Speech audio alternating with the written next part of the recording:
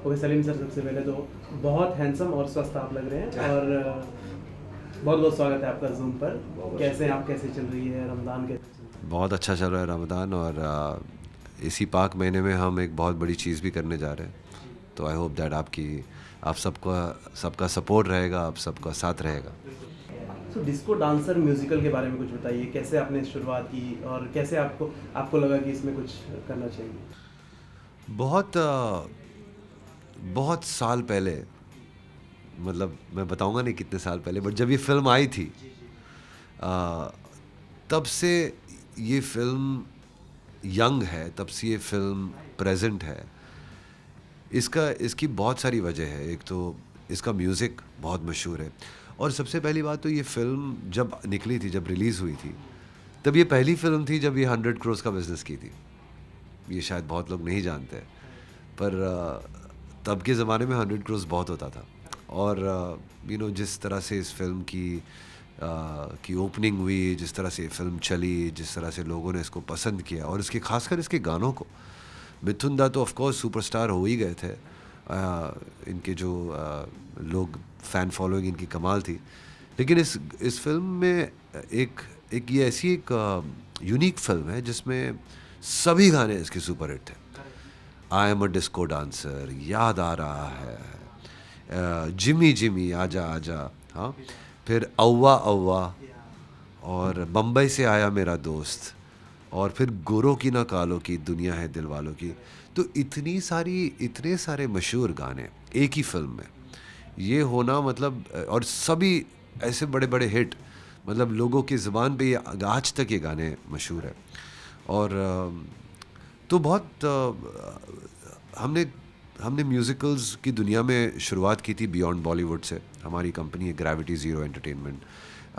राजीव गोस्वामी ने वो डायरेक्ट किया था, इरफान सिद्दीकी ने लिखा था उसको, और हमने उसके बाद उमराव जान बनाया, और वो सारेगामा के साथ हमने कोलैबोरेशन किया उसमें। पर वो हमारा एक बहुत बड़ा म्यूज़िकल था। उसके बाद हमारी हिम्मत बढ़ गई, और हमने सोचा कि उमराव जान एक ऐसे क्लासिक म्यूज़िकल के बाद नेक्स्ट क्या।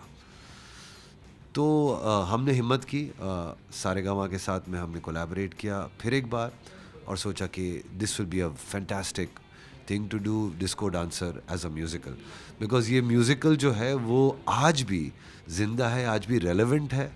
और मेरी बड़ी ख्वाहिश थी कि बप्पी दा की हयाती में, बप्पी दा जब तक है तब तक ये रिलीज़ हो जाए, लेकिन कोविड की वजह से हम इसको रिलीज़ नहीं कर पाए। 2019 में ये म्यूज़िकल तैयार था, पर किस्मत हमारे साथ नहीं थी। पर खैर, जिस हर अच्छी चीज़ का एक वक्त होता है। बस ये एक एक ही अफसोस है दैट बप्पी दा आज हमारे साथ नहीं है।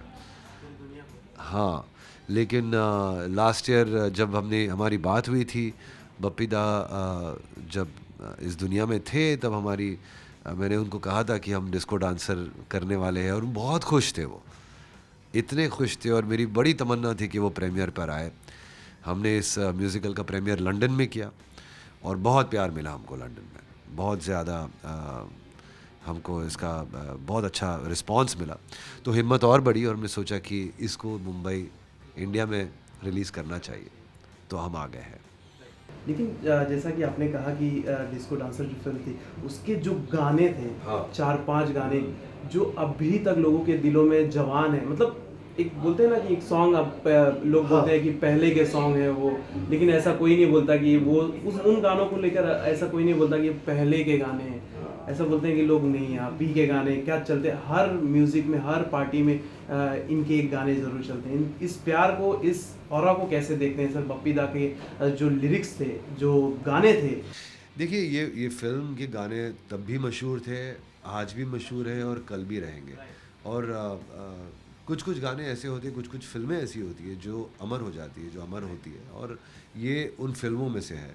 इसका आज भी 80s का अगर आप कलर देखेंगे, तो डिस्को का जो कलर देखेंगे वो आज के गाने में भी मौजूद है।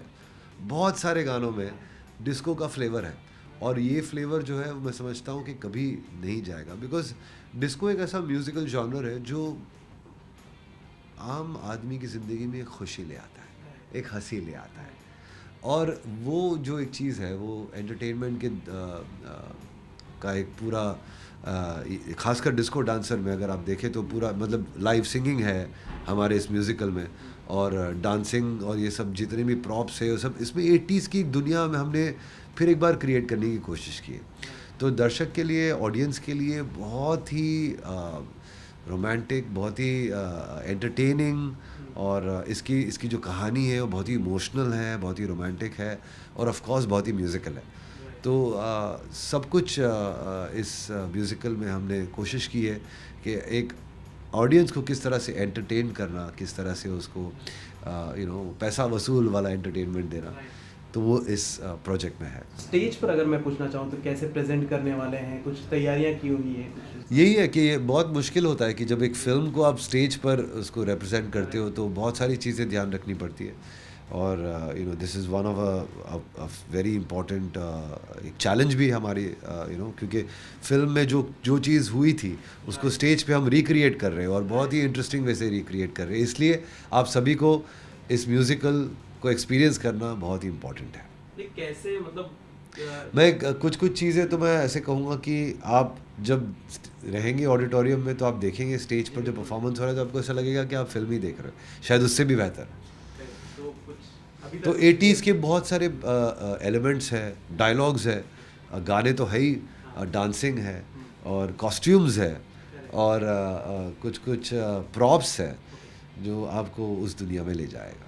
ओके, तो बप्पी दा, जैसे आपने कहा बप्पी दा को आपने इस बारे में बताया था, उनके चेहरे पर मुस्कान थी, बहुत क्या- खुश थे क्या वो। मतलब रिएक्शन क्या था? देखिए, डिस्को डांसर उनके लिए बहुत ही एक बहुत ही लैंडमार्क प्रोजेक्ट था, लैंडमार्क फिल्म थी डिस्को। उसके बाद बहुत सारी फिल्में आई, जैसे डिस्को 82, डिस्को पता नहीं कुछ और सारी फिल्में आई, लेकिन डिस्को म्यूज़िक को मशहूर करने में बप्पी दा का सबसे बड़ा हाथ था, और इस गाने में जो उन्होंने रंग लाया है वो आज भी, ये गाने जो है वो रेलेवेंट है आज भी। बहुत सारे रियलिटी शोज़ में बहुत सारे आर्टिस्ट कॉन्सर्ट्स में इस गानों को परफॉर्म करते हैं, इसलिए ये म्यूज़िकल हम सब के लिए बहुत अहमियत रखता है। और एज एन ऑडियंस अगर आप इसको सिर्फ ये इंजॉय करने के लिए आप ये देखेंगे तो आपको कमाल लगेगा। ये एक्टर्स के बारे में कुछ बताइए।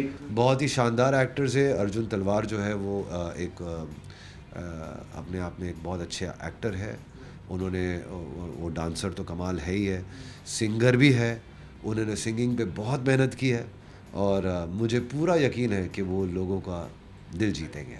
अपार्ट फ्रॉम दिस सर, आज मतलब हमें एक नया उभरता सितारा मिला है, ऋषि सिंह, जिसने इंडियन आइडल को जीता हाँ जी, है। हाँ जी। कुछ कहना चाहेंगे? मैं तो मुझे लगता ही था कि ऋषि सिंह इंडियन आइडल जीतेगा, बिकॉज उसकी फॉलोइंग बहुत अच्छी है, उसको लोग बहुत पसंद करते हैं, उसकी आवाज़ में एक प्लेबैक की क्वालिटी है, और वो वर्सटाइल भी है, हर टाइप के गाने गा सकता है, चाहे वो फिल्मी हो या सूफियाना हो या रोमांटिक हो, कुछ भी वो कर सकता है। तो वो मेरे हिसाब से वो जीत की तरफ जा ही रहा था, और सही हकदार है इंडियन आइडल के खिताब का। Lastly, any message for the fans? Go and watch Disco Dancer, the musical. This musical is really going to entertain you and bring a lot of smiles in your life. Disco Dancer आ रहा है मुंबई में, मैं बहुत excited हूँ, आप भी excited हो जाइए, क्योंकि ये म्यूज़िकल ज़रूर आपको बहुत एंटरटेन करेगा और बहुत खुशियाँ ले आएगा आपकी ज़िंदगी में। 14 अप्रैल से लग रहा है मुंबई में एट द NSCI डोम। जल्दी जाके टिकट्स खरीदिए, डोंट मिस इट।